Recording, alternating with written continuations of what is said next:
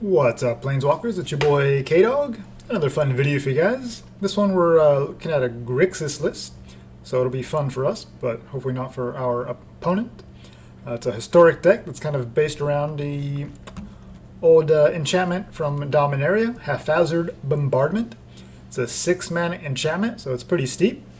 However, it's a pretty interesting card here, as when it enters the battlefield, we choose 4 non-enchantment permanents you don't control, and put an aim counter on them. And then when we get to our end step, as long as there are two or more permanents that have aim counters, then we get to destroy one of those permanents at random. So even though we're choosing those, it still gets around hexproof because it specifically does not say target. So most of the time, you're just looking to kind of blow up your opponent's land and kind of shut them out of playing Magic. However, sometimes you're going to kind of fall behind a little bit, and you'll just need a way to kind of deal with their creatures. So even if they have like a hexproof creatures like Carnage Tyrant, Dreamtaller, doesn't matter. There's no protection. Haphazard Bombardment just lets us choose anything. We're not actually targeting. And then of course, the restriction though is that then those permanents are destroyed at random.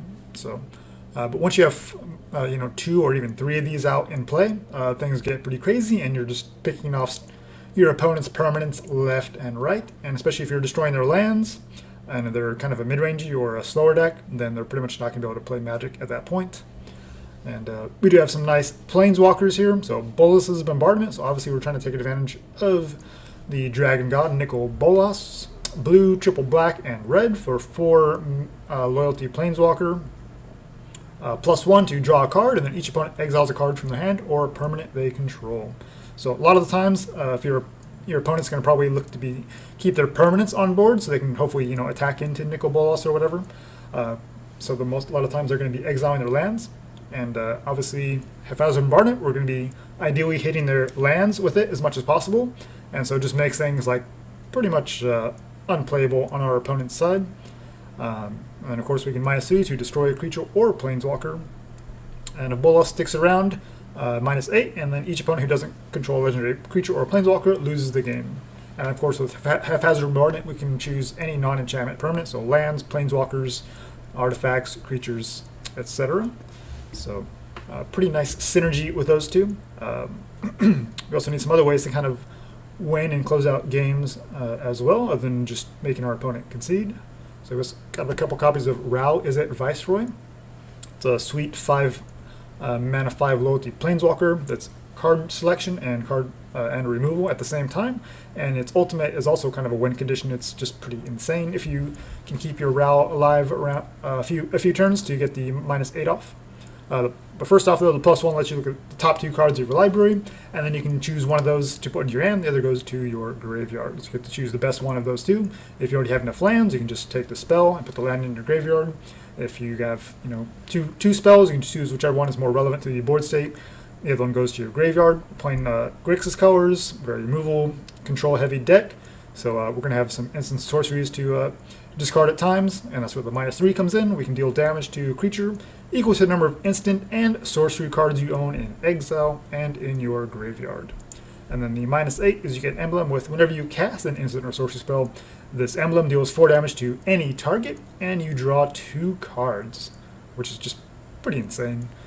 It's going to win you the game if you can get to the emblem. That's basically game over. Sarkhan the Masterless just works really well with our other planeswalkers here. 5 mana, 5 loyalty planeswalker as well. And we can +1 to put a 4/4 red dragon creature token down with flying. So a nice little bit of protection for our planeswalkers here.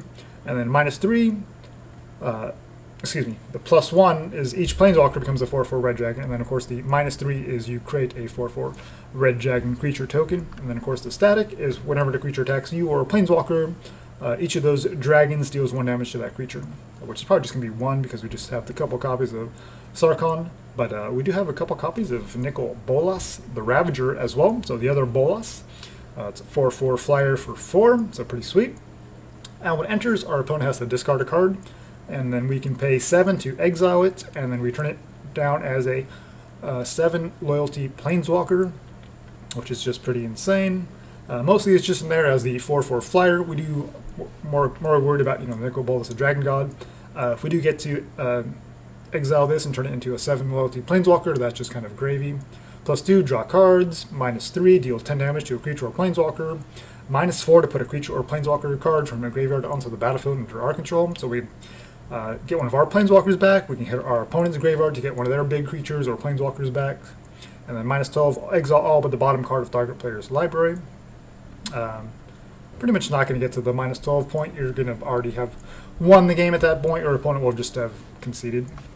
But yeah, just super powerful planeswalker, but mostly just a 4/4 for 4. Make your opponent discard a card, and then get a little bit of board presence going on to protect yourself, or even start attacking in if your removal is doing its job. So we do have a couple copies of Ritual of Soot to destroy all creatures with mana 3 or less, since Nicol Bolas is our only creature. Of course, Ritual of Soot would take out the 4/4 dragon token, so something to keep in mind. And we are in Grixis colors, so we want all the removal.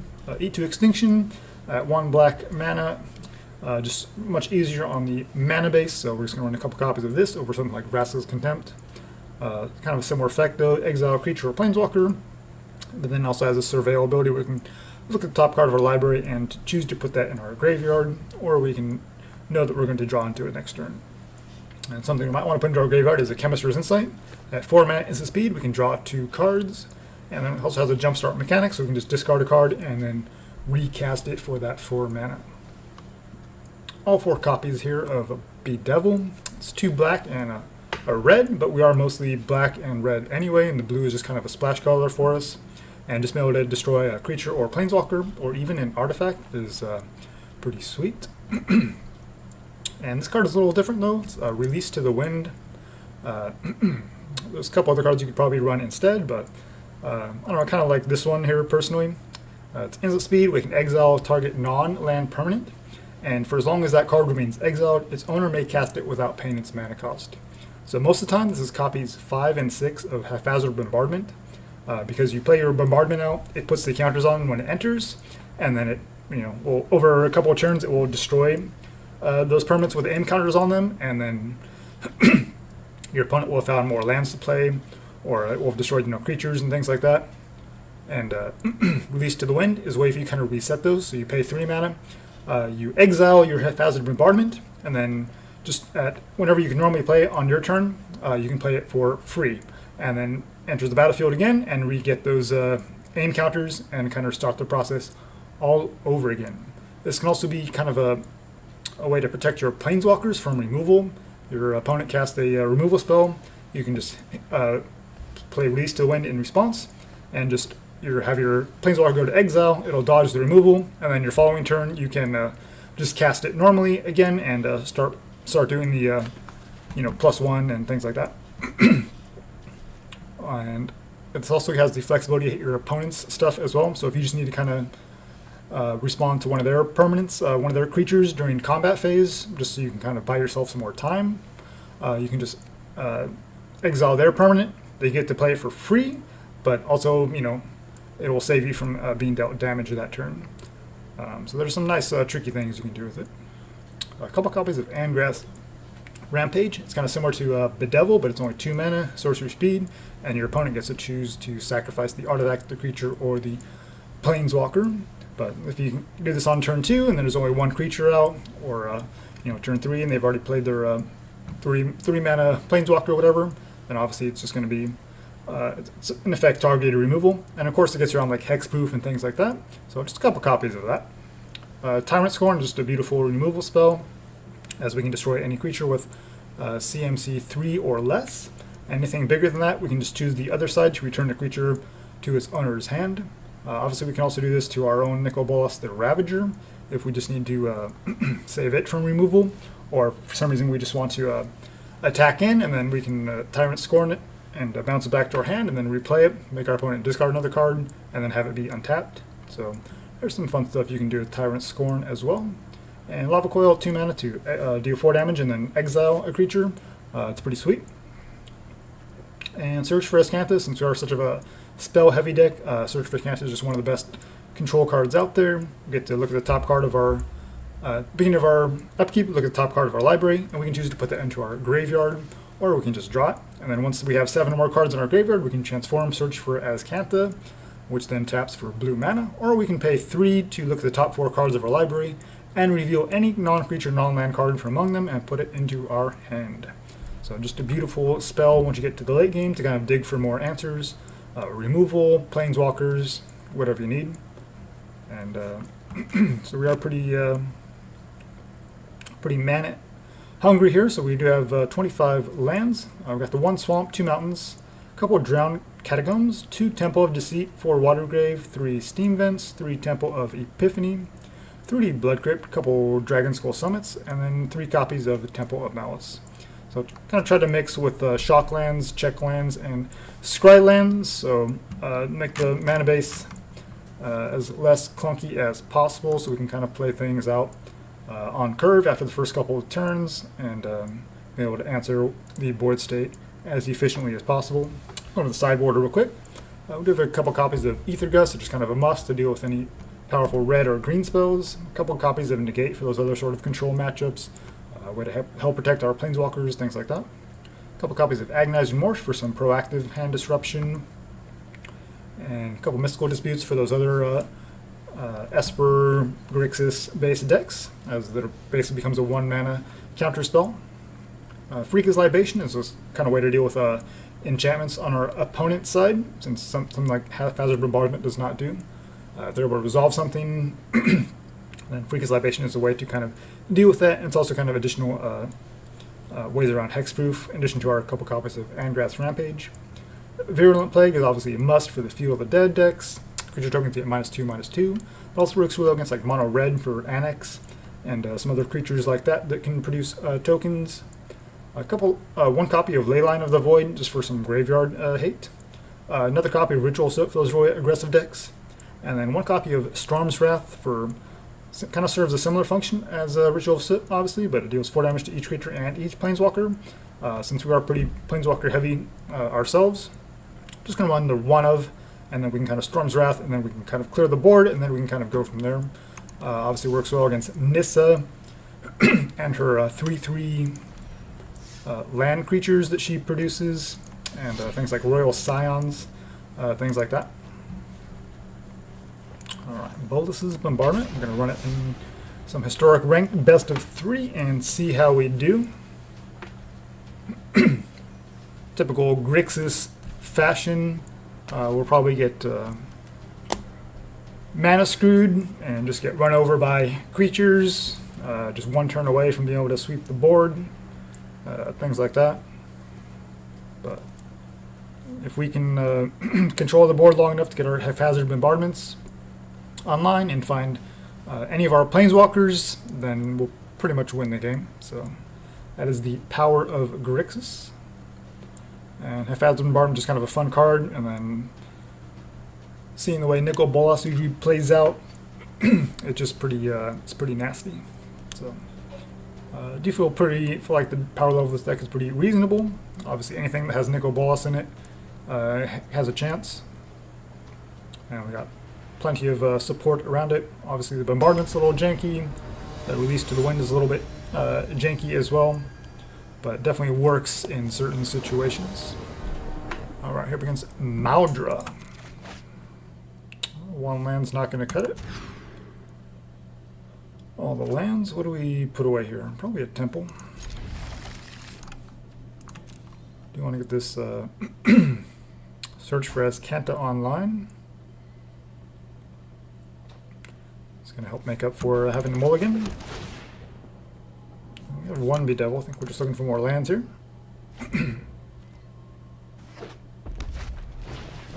Okay, goblins.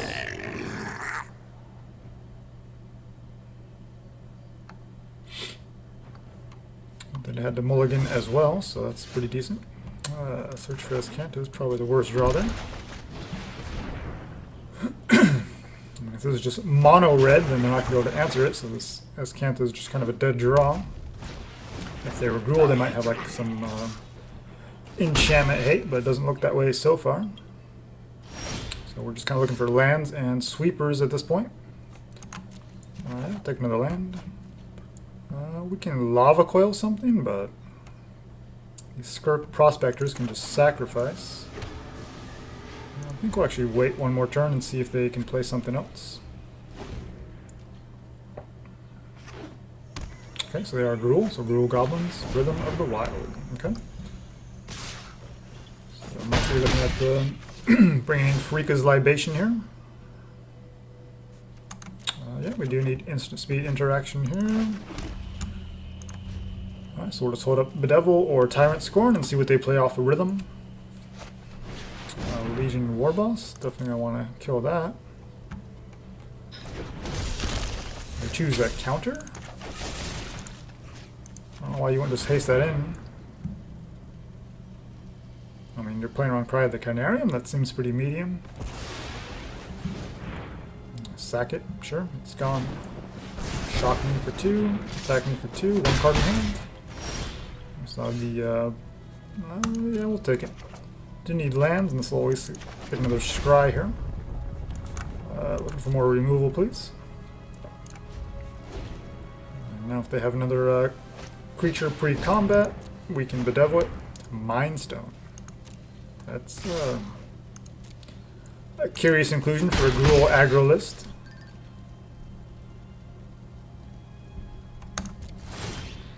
I think we'll fire off the Lava Coil here. Just to get rid of one of these guys. We need to slow this bleeding down a little bit, and then we still have the 3 mana open for Bedevil. So they can sack it so it doesn't get exiled, that's fine. We just need to get it off the board. And this second search for Azcanta is brutal. If it was a removal spell, we'd be in pretty good shape. We do have the Bedevil, so when they do hit a creature off and haste it in off of the Rhythm of the Wild, we can at least answer that. But once we Bedevil, then what do we have after that? They're sacking their Prospector on their end step to stop. Okay. So now if we Bedevil this Bone Crusher Giant, we're taking 2. But it's better than taking 4, so yeah, 5 against a red deck is pretty... Well, we can't say no to that. We're 4 cards in our graveyard, so we're still a ways away from flipping. We may just have to play the second Azcanta, though, just to have more fuel for our graveyard. Cannot afford to take any more damage here. Okay, Bolas is okay. Could be a distraction from them if they don't feel like they quite have lethal on us. Always draw us another card. Another Bolas. Okay, it's not ideal. Exile a Goblin Matron. Wow. That would have been nasty. Fatal Passage is going to thin their deck. Grabbing the red source, so just green is just the splash color. Okay, 2-1. Gonna haste it in.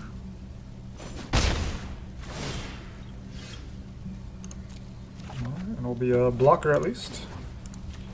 Didn't get that off the board. Can't risk them having any removal or any sort of answers here. Alright, so we're still 1 card away from being able to flip. Let's just cast it to fill up our graveyard. So now if we put in our graveyard now we can flip, and now we can start digging. +1. Rouse pretty good. We have 2 mana open, but that's fine. Let's hold our Bolas back. You ready to go on defense? 2 lands. Doesn't matter. Play it tapped. No attacks. So if to draw a creature, we'll just block with the Nicol Bolas. Whew, that was pretty close. All the way down to 3. So a very aggressive Gruul list. We do have some interesting inclusions, but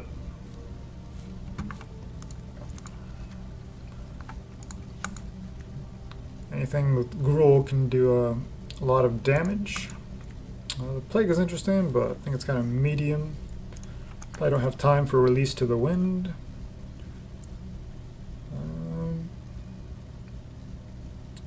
These are running Planeswalkers would be the only reason to leave that in there. Libation can deal with the Rhythm of the Wild. Eat 2 Extinction's okay. I'll probably just shave 1 off. Maybe shave off 1 Bolas. We'll shave off 1 Bombardment. As much as we don't want to, it's probably the right thing to do. Alright, so they'll be going first. That's going to give them a huge advantage with their Gruul Goblin aggro list. This is a much better hand. Okay, we'll lead with Tempany into a Watery Grave. And, looking for more lands. It's not ideal, but we'll take it. We'll just Temple next turn, so we don't have to shock in, and we'll have the Tyrant Scorn open. Our opponent does not have a turn 2 or turn 1 play, so that works perfect. Would like more lands, but I'm not going to say no to an Aether Gust. It answers everything in their board. War Boss is good for them.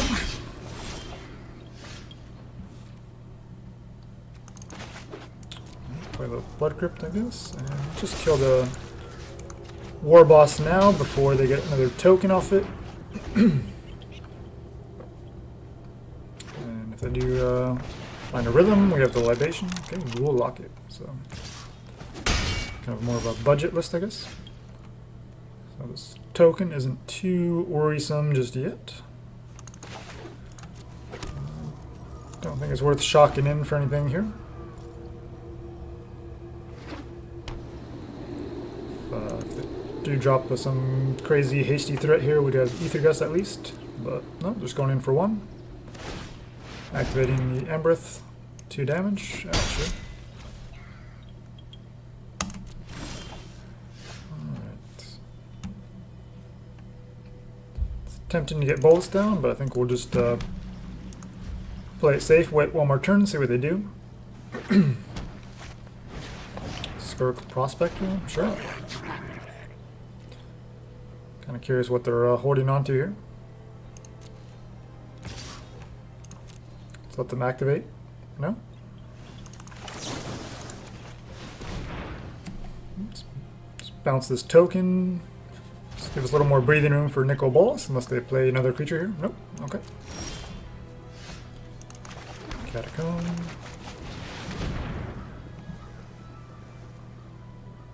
We have 5 mana open and 3 cards in hand. Once again. I'm not too worried about this 1/1, so we'll just go for the +1. Fry. That's a nice sideboard answer, but we still get to draw, and they still have to exile. We still have some pretty good answers in hand, so I'm not too worried about that. Still got 2 copies of Bolas in the deck. And Azcanta or an Insight would be nice here the next couple of turns, so we can kind of dig for our win conditions. But meanwhile, if they're just going to attack us with a 1/1, I think we're fine with that for a couple turns. Okay, well, they're probably not expecting this, so let's drop it on and see what they have to say about Haphazard Bombardment. Alright, so we'll target the Greenlands and the Castle Angraths.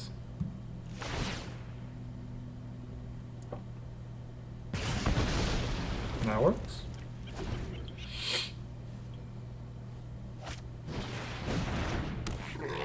Honorary Goblin is a 2/1. And whenever it blocks or becomes blocked, deals 1 damage to a creature. I would like to get another bombardment down, but we still have all these aim counters, so I think we'll just play it safe and Ritual of Soot. That's the way we have Aether Gust and Tyrant Scorn at the ready if they have some haste. We're still at least getting rid of 1 thing with the bombardment, and depending on what they play here, we just play our second one.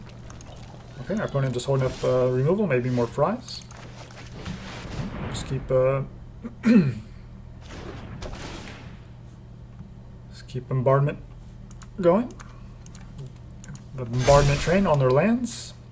No reason to put a counter on the Gruul lock because they can just sacrifice it. Get rid of 2 lands here.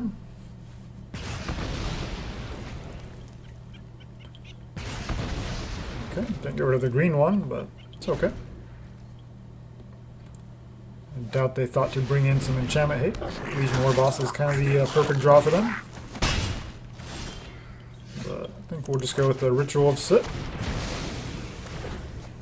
Clear the token as well as the War Boss at the same time. Don't need more lands, just looking for our Planeswalkers at this point. And 2 more lands are going to go.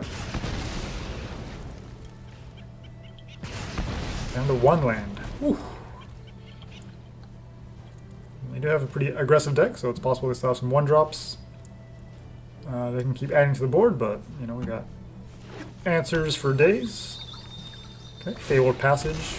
Can search for a land, but it enters tapped because we're just down to 2 lands. Of course, we only have 1 encounter out now, so we could Aether Gust our own bombardment just to reset those, but I think Sarkhan's just the better play. And we still have our 2 mana open. They could have a shock for it, but it's fine. We do have a 4/4 on board they have to deal with. Alright.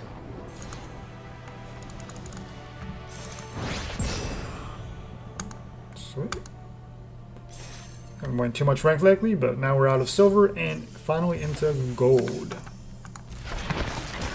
Alright, so not the most amazing opponent, I know, but obviously that first game, they got us all the way down to 3 life, and we were able to shut them out. And then game 2, we were able to get our Haphazard Bombardments out 2 at a time, and we were able to just pick off all their lands.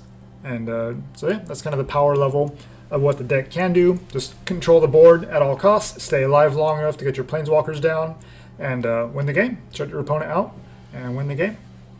So yeah, it's a pretty fun little deck. It's obviously not always going to win, but yeah, I think it's strong enough to play in ranked play. I had a lot of fun playing with it in the last historic season.